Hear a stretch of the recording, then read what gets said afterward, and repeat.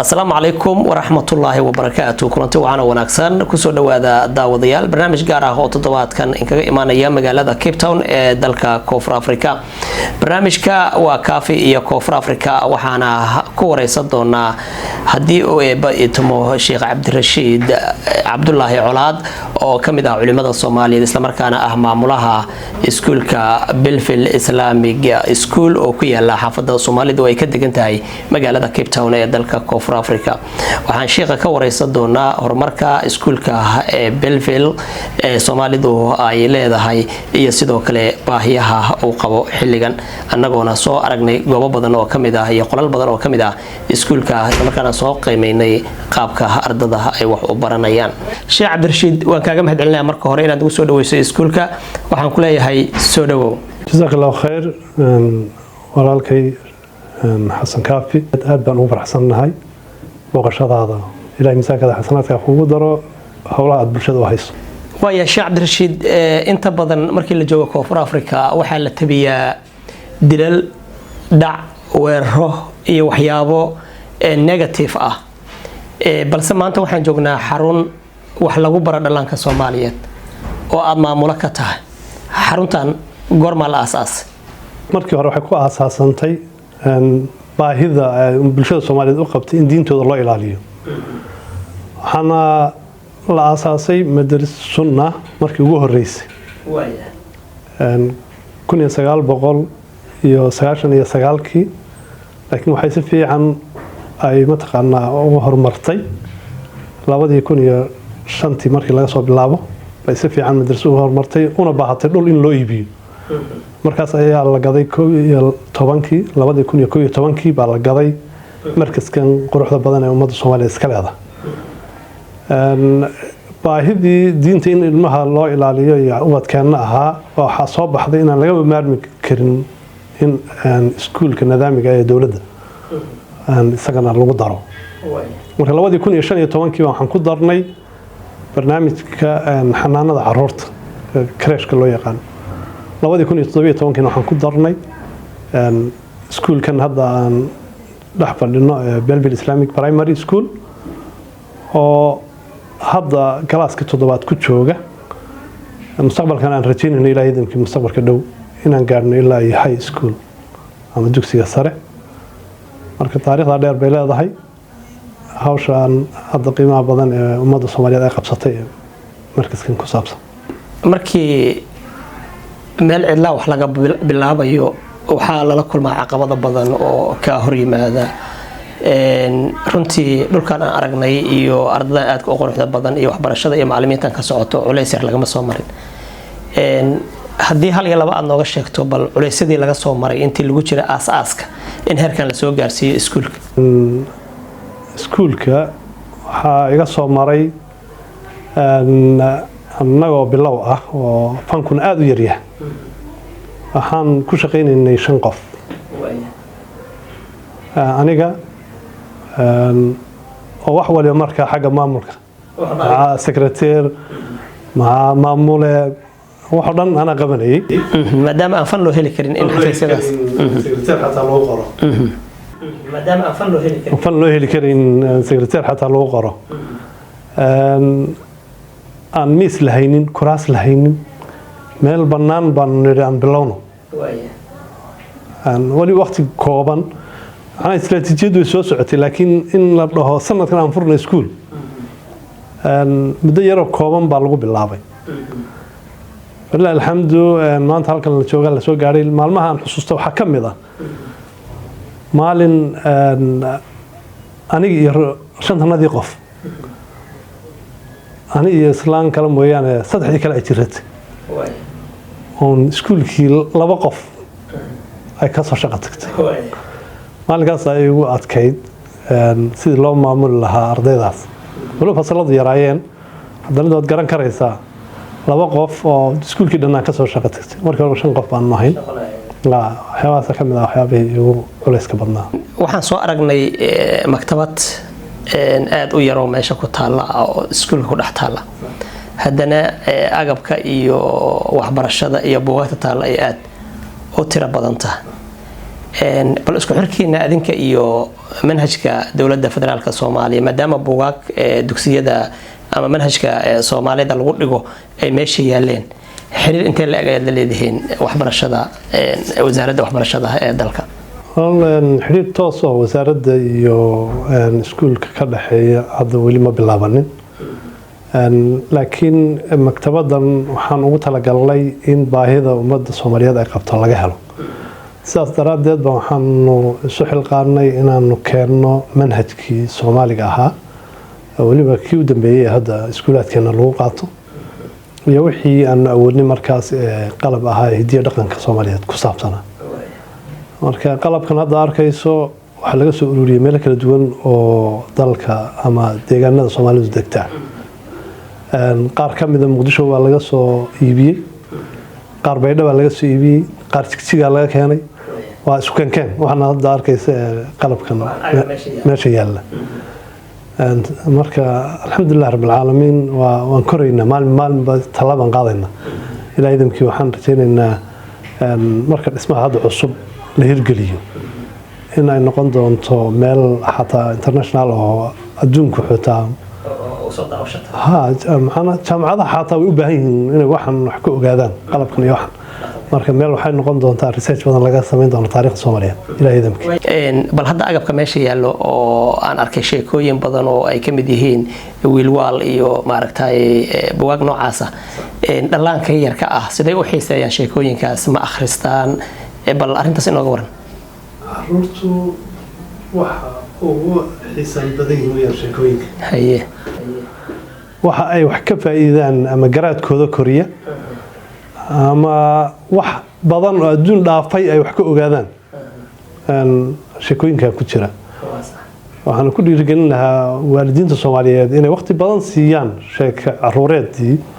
caruurta looga sheekaysan jiray waayo waxay kor u qaadaysaa ilmuhu inuu fahmo buugaagta manahijta oo akhrisanaya iyo sheekooyinka ku qoran oo mararka qaarkood sheeka la akhrinayaa sheekadii ilmaha way hor taallaa waxaa la dhihi ka soo saar maxay ka hadlaysaa sheekadu secretary xataa loo qoro ma uu soo saari karo ilmaha aan helin in uu waalidkiisa oo hawshaas u qabto oo sheekooyinka iyo wax laga faa'iidayo nuxurka ku jira iyo macnaha ay xambaarsan tahay iyo erayada ku qoran inuu ilmuhu si fiican u fahmo oo korinaya oo waxbarashadiisa ka qayb qaadanaya runtii marka maadaama waalidkeenu inta badan uu shaqeeyo waxaan ku qasbanaano inaanu baahidii waalidka iyo tii macallinkaba aanu mataqaanaa galabaaskeen waayahay ardaydu si fiican bay af Soomaaliga uga hadlayeen ayagoo wadankan ku dhashay waa guul iyo farxad inaysan afkoodii Soomaaliga ahay aysan iloobin waxaad ii sheegtay iskuulku inuu yahay ilaa fasalka 7aad ardayda dhigata ilaa meeqa waa 175 cunug baa hadda inoo joogta iskuulka 14 macallinna way ka hawlgashaa laba shaqaale hoosaadana way ka hawlgalaan iyadana marka total numberka dadka staffka ka shaqeeya waxa weeyaan 16 waxa iyadana maamulka iskuulka board of management waa 5 qof oo maamula iskuulkan wuxuuna iskuulka tirsan yahay mashaariicda khayriga ee Albayaan Islamic Council ay u qabato bulshada Soomaaliyeed sida hadda iskuulkan iyo madrasadan ka sheekeynay masaajidda aaska dadka geeriyooday oo Soomaaliyeed qadaha iyo kala xukunkooda howlo fara badan buu qabtaa oo dalka dibadiisa xitaa mararka qaarkood majliska Albayaan iyo bulshada Soomaaliyeed waxaan ku shaqeynaa horta bulshada Soomaaliyeed waxa fangaraysa Albayaan Islamic Council mashaariicda ay fuliso oo dhanna waa bulshada Soomaaliyeed cid kale waxba laga helo marka dal iyo dibadba gurmadka ummadda Soomaaliyeed loo qabanayo ama qaraxyadii faraha badnaa hadda magaalada Muqdisho ay ka raysatay ha noqoto ama abaaraha wadanka ku soo noqnoqday ha noqoto ama ha noqoto daadadka iyo fatahaadaadka dhaca ama ha noqoto walaalaheena muslimiinta ee reer Gaza dhammaan bulshada Soomaaliyeed mar waliba waxa khayrka ah way u soo degdegaan oo ka qayb qaataan way iskuulkan marna soo ahaa madrasada hadda waa iskuul waxaa maamulo dad Soomaaliyeed waxaana iskale ummadda Soomaaliyeed manhaj ahaan ma la falgalaa manhajta dalka Koonfur Afrika waxaan dhignaa manhajka loo yaqaan CAPS oo curriculumka dawladda approval gareysay dawladda South Africa waxaan register ka nahay wasaaradda waxbarashada Koonfur Afrika waxaan member ka nahay organisationada iskuulaadka iyo khaasatan kuwa muslimiinta waa barnaamij dhinac waliba ka dhammaystiran dalada guud ee hadda tartanada quraanka kariimka hadda waad ogeyd sanadkii hore waxaynu qabanay kulankii ugu horeeyay ee tartanka quraanka kariimka iyo fiqiga shaaficiga waa meeshii koowaad waliba lagu qabtay magaalada Cape Town oo martigelisay si fiican ugu dhacay oo ay ku riyaaqeen marti sharaf ka soo qayb galay iyo guud ahaan bulshada South Africaanka oo runtii waxay noqotay wax taariikh ah oo aynan xataa South Africaanku ku hawoonayn in ummadda Soomaaliyeed ay waxan ku soo kordhin karto wadanka waxan ku soo kordhinayna kana ka mid ah markaskan dad ka faa'iideysanaya Soomaali kaliya ma muslimiin isugu jira South African Ethiopian Yemenis waa dhammaan dadkii muslimiinta ahaa ee deegaanka degan xataa kuwa aan muslimiin baa nala jooga oo iskuulkeena dhigta marka waa nacfi ummadeena iyo ummadda kale taba ay ka faa'iideyso weeyaan Sheekh Cabdirashiid tartamada quraan akhriska ka leeyahay dadka Soomaaliyeed ama dhalanka Soomaaliyeed safka hore kaga jiraan Koonfur Afrika oo waxa dhici karta kaalinta koobaad kaalinta labaad inay ku soo baxaan dhalinyaro Soomaaliyeed oo wadankan ku dhalatay quraanka ku baratay haddana inay ka qayb qaataan tartamada caalamiga ah ay gudbaan xogaa caqabadaha ka jira leeyahay xagga sharciga ah arrimahaas waxa aad ka bilowdeen sidii ardaygii quraanka kariimka oo kale markii tartanka uu ku soo baxo uu heli lahaa inuu dibadda oo tartan uga qayb galo arrimahaas waxa ka bilowdeen caqabadaasi bulshada Soomaaliyeed oo dhan iyo dadka wadaniga xataa way haysataa arrimaha documentiga ku saabsan wixii sharciyada ku saabsan wasaaradda Home Affairs-ku aad bay u dahaysaa dadka qof safar u socda laga yaabaa baasaboorkiisa inuu helo inuu waqti dheer ku qaadato safarkiiba inuu ka baaqdo ay noqoto haddana saasay tahay bulshadana Soomaaliyeed si gaar ah waxay ka mid tahay bulshada wadankan martida u ah walow ay ubad badan noogu soo kacay ay yihiin kuwa tartanada inta badan ka qayb gala oo dadkii halka ku dhashay South Africaanka inay maanta ID haystaan ahayd ilmihiisa ID ba haysta waa laga yaabaa baasaboorkiisa inuu ka daa laakiin hadda hay'adan albayaan waxay ku guuleystay inay membership ka noqoto hay'adaha tartamada qabta tartamada quraanka ee adduunka membershipkaasi wuxuu ina siiyay inaan galgal badan wax ku sahli karno la helo oo lala kaashado wadanka loo socdo xataa hay'adda guud ee caalamiga ay fududeyso waxyaabo badan oo safarka ku saabsan marka idin ilaahay horumar wuu jira laakiin lama dhihi karo caqabadaasi dhammaan waa laga takhalusay waayahay dugsi dhexe ilaa dugsi hoose ayaa halkan ku dhigtaan ardadii ka baxda halkan waxay helayaan shahaado la mid ah shahaadooyinka ay helaan dadka wadaniga ah arday kasta oo ka diiwaan gashan iskuulkeena wuxuu haystaa number national ah oo uu ku jiro tirada guud ee ardayda Koonfur Afrika wax ku barata iskuul kasta oo uu tagana waa laga aqbalayaa waliba aad bay looga jecel yahay ardayda ka timaada iskuulkan marka arday kasta number buu leeyahay wasaaradda waxbarashaduna way la socotaa ardaygan iyo horumarka uu sameynayo kormeerka caadiga ah la siiyo iskuulada kale ee Koonfur Afrika saaka waxaad arkaysaa nin si kaysan noo soo dhaxgalay oo wasaaradda waxbarashada ka socday anoo wali program ku jirna marka waa iskuul ka mid ah iskuulada Koonfur Afrika iskuulku sheekh kulleeyta waxaan u maleynayaa in loo baahan yahay dugsi sare oo ardada ay wax ku bartaan markii ay ka baxaan dugsi hoose dhexe qorshaha ma kugu jiraa inaad sameysaan iskuul dugsi sare ah oo aad ardada wax ku bartaan haddii aad qorshaha kugu jirana xagoo idin maraya walaal xasan kaafiyo aad baad mahadsan tahay qorsho iyo balan baan ka leenahay inaan dugsi sare gaadhno dugsi sare inaan gaadhno waxaa ugu horeeya inaan dhismahan wax ku kordhino dhismo cusub samayno waayo kani kama badna hadda laakiin baahida iskuulka dugsiga sare loo qabo ba aad uga badan kan primary-ga haddaan ognahay markii hore high school baan ka bilaabi lahayd high school ayaan ka bilaabi lahayn laakiin annaga waxaan lahayn tallaabo u qaado booskaas gaadha high schoolku waa xilliga ardaydu ay bulshooyinka kaleete u furmahayaan ay dhexgalayaan waana xilliga uu u baahan yahay ilmuhu itijaah rasmi ah in la siiyo marka high school waa daruuri aad buu uga muhiimsan yahay waxyaabo badan oo hadda aynu haysanno waxaan isleeyahay haddii dadaalka wadajirka Soomaaliyeed la sii wado ilaahayna inuu kaalmeeyo in muddo dhow la gaari doono balan baa noo sawiran guri 4 dabaq kii hoose iyo 3 kala dul saaro masaajidkiisii oo gaar ah dhulkii baakinka ahaa iyo facility kale ee loo baahnaa meel ciyaar ku ciyaar lahaayeen dhammaan waa program dhammaystiran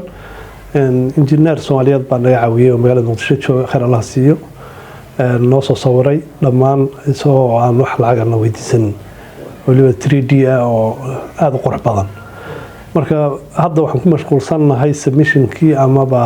planka wadanka inaan wasaaradda qaybtan municipality council inuu approval gareeyo hawshaasi rag baan u dirnay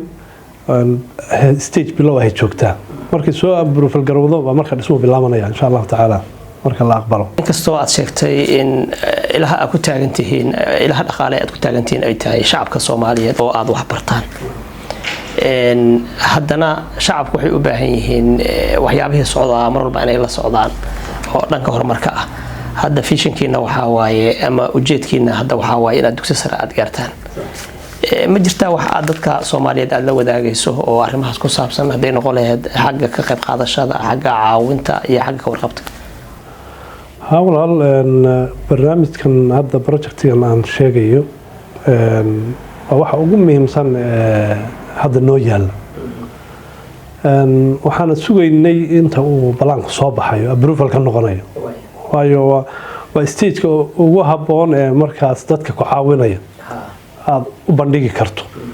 laakiin khariidadii oo aan wali dawladda xaggeeda laga aqbalin hadda dadka hor dhigto dhahdo khariidadana raba inaan hirgeliyo hadhowna dawladda ay dhahdo khariidadan kuma aan qancina wax ka bedel waxay noqonaysaa inaad dadkii jahwareeriso oo maantana mid u keentay maalin kale mid u keento marka dhanka dawladda ka soo dhamaado oo ay dawladdu dhahdo already waxay dhaheen hay'adaha ay khusisay ilaa 12 hay'adood bay hoos tagtaa kuwa transportka kuwa sewage-ka iyo mechanicalka iyo dhammaan kuwa korontada iyo hay'adaha guud ee dawladda hoose waa ilaa 12 way xafiis qolada hadda architecture-ka hawsha gacanta ku haysta way la kulmeen already waana ku qanceen nimankan hadday diyaar u yihiin projectigan waan soo dhaweynaynaa projectigi marka nimankii inay hadda xareeyaan si officially ah baanu go'aansanay insha Allah markuu approval noqdana bulshada waan la wadaagaynaa ilaahay damki aad iyo aad u mahadsan tahay intaasi waxaan ku soo gabagabeynaynaa barnaamijkeena gaarka ahaa ee aan uga hadlaynay iskuulka Belleville Islamic School oo ah iskuul ay maamulaan culimo Soomaaliyeed isla markaana ay dhigtaan arday aad u tiro badan Sheekh Bashir aad u mahadsantahay jazakallahu khayr barnaamijkii Kaafi iyo Koonfur Afrika oo toddobaadkan aad kala socoteen magaalada Cape Town ee dalka Koonfur Afrika intaas ayuu ku dhan yahay tan iyo kulanti dambe nabad gelyo